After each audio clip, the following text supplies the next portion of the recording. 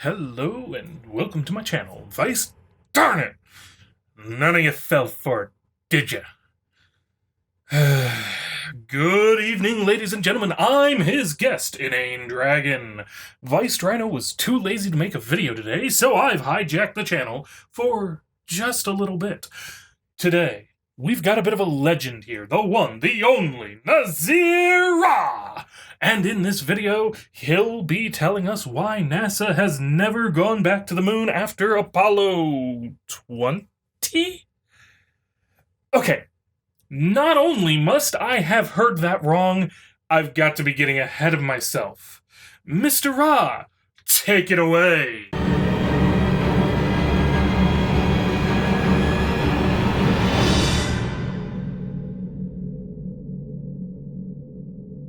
They say the Lord established the universe in knowledge and dressed it in wisdom, right? It's all coming back, people. It's all coming full circle. This is the real deal. They say? Who is they? And I'm sure people are wondering who this amazing intellectual is. Ladies and gentlemen, I give you Nazir Ra, founder and graduate of the Hidden Power University. Never heard of it? Good. It's not accredited anywhere and barely even qualifies as a diploma mill. It's more of a weird cult. One that blends Nation of Islam, ancient aliens, Protestant Christianity, and some of that fuzzy meth that your neighbor tried to feed your cat. Your neighbor's never done that? Is that just a Virginian thing? Well, forget the meth! Follow the crazy person. Okay, what is the moon? See? And why is only one side facing us at all times? Did you know that only one side of the moon is visible to the earth at one time? There's a whole other side of the moon that you never see. Why is that? Am I the only person not impressed by showing a picture of the moon and saying, "See," as an answer to the question, what is the moon? Now, a proper answer would be that the moon is a natural satellite of the Earth, most likely produced from a mixture of debris resulting from the collision of an unknown planetoid and the early Earth, back during the early portion of the formation of the solar system when we first saw the coalescing of hard bodies orbiting the sun. And as I'm sure everyone here at Vice Rhino Technologies is aware, the moon is tidally locked with the Earth, just like Mercury is with the sun. It's a thing that happens with a fair degree of consistency. Look at Pluto and Charon. They're tidally locked with each other. And the face of Pluto stares forever into the soul of Charon. Talk about a Greek tragedy. No mystery here, though. Just orbital mechanics. And if they went to the moon and landed on the moon, why didn't they ever go back? Why can't we have a boot camp on the moon, right? Why can't a person say, we get married, we're gonna have a honeymoon, we're gonna go to the moon, right? That should be in place by now. If we was up there in 1970 or 60, whatever they landed there, we should be already having Red Lobster on the moon. You see, there's a reason why they didn't go back, or they won't go back. You see, there's a reason for that. I cannot believe I'm saying this, but yes, I agree with Nazir Ra. If we were serious as a species, as a nation, we could have put a viable colony on the moon that would, through tourism and low-gravity manufacturing, have provided enough incentive to lower the cost to achieve orbit, enough that we'd be decades ahead of where we are today in technology and science. Unfortunately, unlike Mr. Nazir, I understand this bitch called economics. Going to the moon is expensive as fuck. It was expensive as fuck. And as the USSR started to eat itself, even as our fears of the military threat diverted funds into ships, planes, and nukes, it became harder to justify millions and billions of dollars going into NASA. We're reversing that trend through private investment such as SpaceX these days, but Mr. Ra needs to understand this.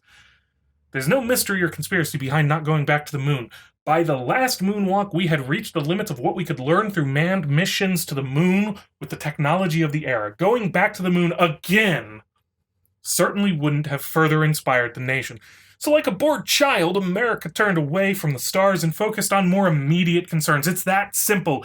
There's no great esoteric mystery behind not going to the moon. It wasn't profitable, economically or scientifically, to go back for the umpteenth time 40 years ago.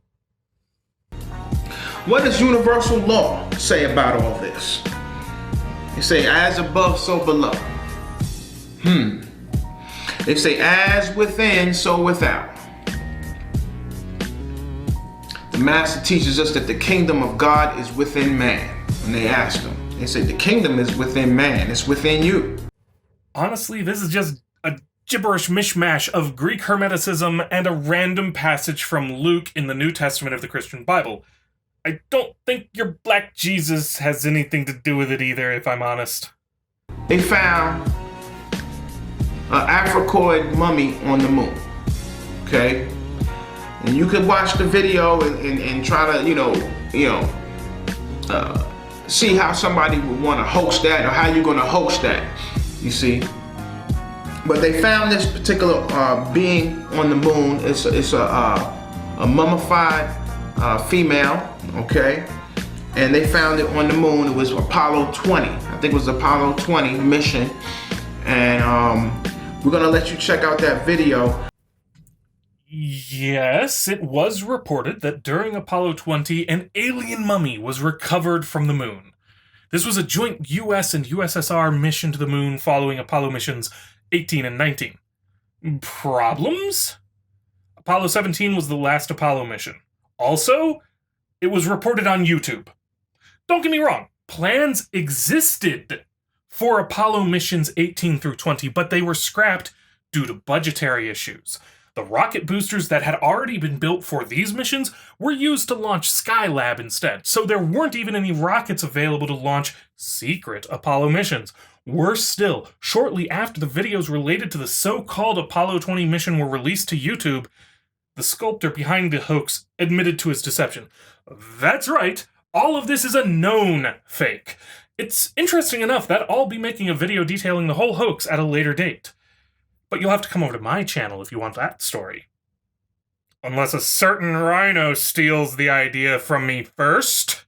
So in short, we know that it was faked. The footage Mr. Ra has shown even looks faked, quite frankly. The only reason you'd believe is because you want to believe.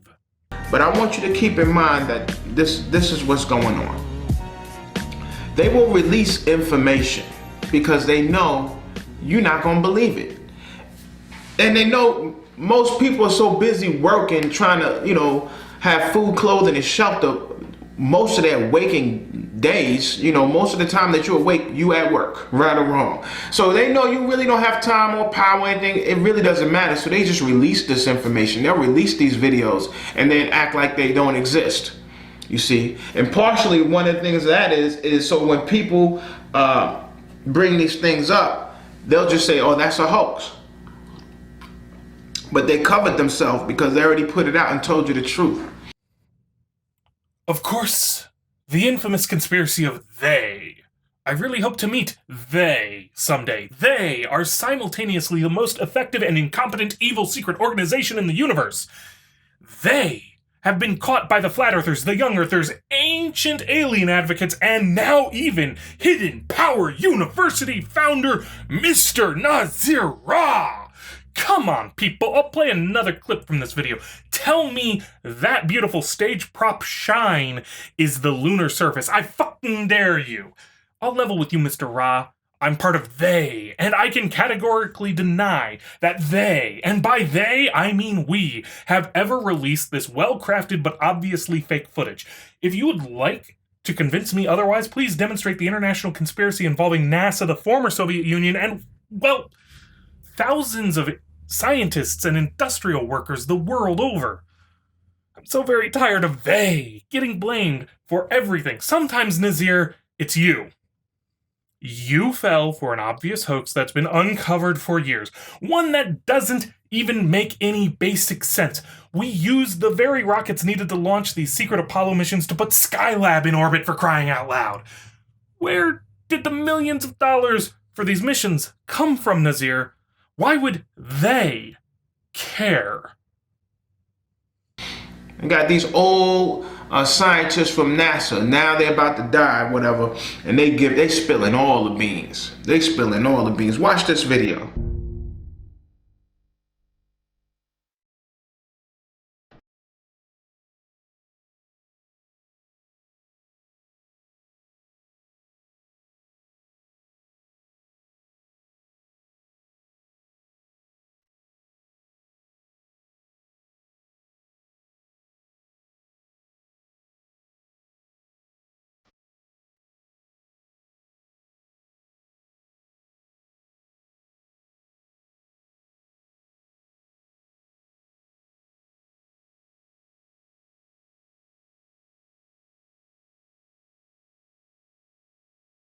Mr. Ra, do some basic research. The first gentleman from your video is astronaut Buzz Aldrin. With regards to this highly edited interview, he has already said that he was taken wildly out of context.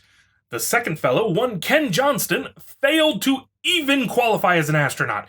He worked for a time as a manager on the construction of lunar modules and helped develop training. However, he was never directly involved in any mission, never mind privy to unedited radio transmissions not made public. He is, quite frankly, making things up. You should not rely on heavily edited shock documentaries for your evidence, Nazir. They aren't very reputable.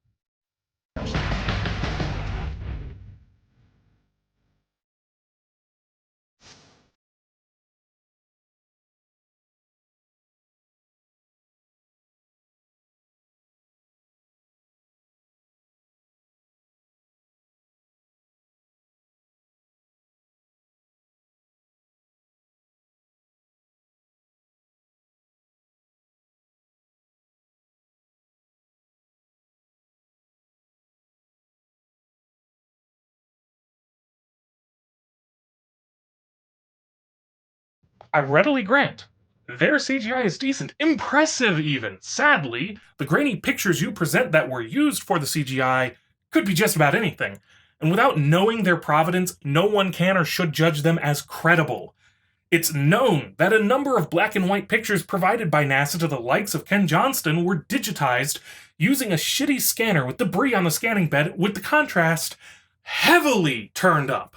These highly adulterated scans are the primary basis for many of the spooky moon photos conspiracy theorists insist show alien activity. What could just be a shadow suddenly becomes a satellite dish with a support strut? What makes you wonder, if it's a satellite dish receiver, what satellite is it receiving from? Oh, and for the record, I'm skipping the rest of the documentary clip because it's just a rehash of the moon mummy we've already established as a hoax. That's how weak this documentary is. It used a known hoax for a major portion of its content. On with Raw! So this is no surprise. This is no surprise. No matter how deep they dig into the earth, they find us. They go into the sea, they find pyramids in the sea. Now they flying to the moon and they finding black people. So they're shaking in their boots. They are scared because everywhere they go, they see God, right? They see the original black man and the original black woman. So wherever they go, they find us and they're frightened by that. So you've mixed Hermeticism, Christianity, Egyptian mythology, and now Nation of Islam into your rhetoric? Can you pick a religious philosophy and stick to it, please? And I suppose that this suggests a clarification to who they are. White people, right? Except that there are more than a few NASA engineers and scientists who are not white. But I suppose I should focus on your actual claims. As far as how deep we dig down, we don't find black people when we dig deeper into the earth. I'm going to assume that you mean depth in terms of older rock rather than simply however many meters down we've dug.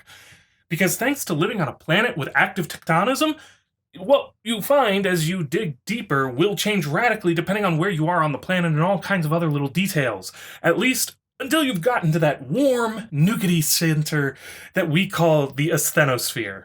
I don't think you'll find any people in the asthenosphere, let alone black people, as the region's upper boundary comes in at 1300 degrees Celsius. So going back in evolutionary time in terms of digging, and sticking to the human lineage, we don't constantly find black people. We find pre-human hominids. Earlier still, we find proto-primates like Plesiodopus. Zooming back, we find examples of the fish tetrapod transition in critters like Tiktaalik. I have it on good authority that the average black person would rightly be offended if you were to compare them to a proto-primate. Or this guy. As we start to increase our vibration, things get more abstract and move and change and are more flexible. Okay, so if you want to be spiritual, you want to ascend, you have to learn how to swim in the deep water. So we're going to go into fourth dimension, how it works, and how we will be able to access great power and freedom when we really understand our hidden power. And our hidden power is nothing but the universe that exists within us. I don't have much to say about this. I just wanted you all to have the opportunity to enjoy that. But remember, we all already live in 4 dimensions. There's 3 spatial dimensions and 1 of time. We're just a little more restricted in how we move through that 4th one there. I'd like to thank Vice Rhino for letting me abduct his channel, and if you've enjoyed this inanity, consider wandering around to my place for more of the same. Thank you all, and have a good night. Thank you to InaneDragon for taking care of things for me today. If you enjoyed that video, you can head over to InaneDragon's channel for more. See you next time.